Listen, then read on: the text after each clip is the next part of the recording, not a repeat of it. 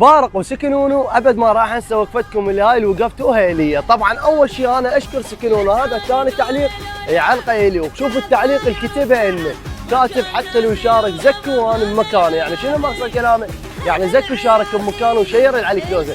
هذا التعليق ما راح انساه ابد، ولا راح انسى وقفتك ابد، لا انت ولا بارق. كابتن علي كلوزه، طبعا انا هذا 10 مقطع جاي انشره لك على التيك توك، ما يقارب صار لي بال10 ايام اتمرن وجاي اسوي اللياقه مالتي وجاي انشر فيديوهات، والحمد لله والشكر جمهور ما جاي يقصر، جاي يشيروني لك ويكتبوا لك نطالب مشاركه زكو، ولحد الان ما منزل لنا اي تعليق. فهذا اخر فيديو منزل لك لعب. البارحه لعبنا اللعبه وصورت وحاولت ان اطلع لك لقطات، واتمنى منكم متابعين اصدقاء اقاربي جيراني اي واحد يحبني ويعزني يشير العلي كلوزه ويكتب نطالب مشاركه زكو هذا التعليق، لان هذا التعليق راح يفيدني. بس الاهم شيء وين تروح؟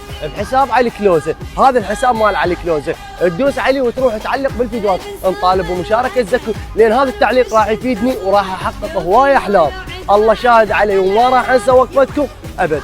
اخوان هذا التحدي لي، اذا جبتها بالعارضه علي كلوزه راح يوافق علي. بالحرب والشده صمد يا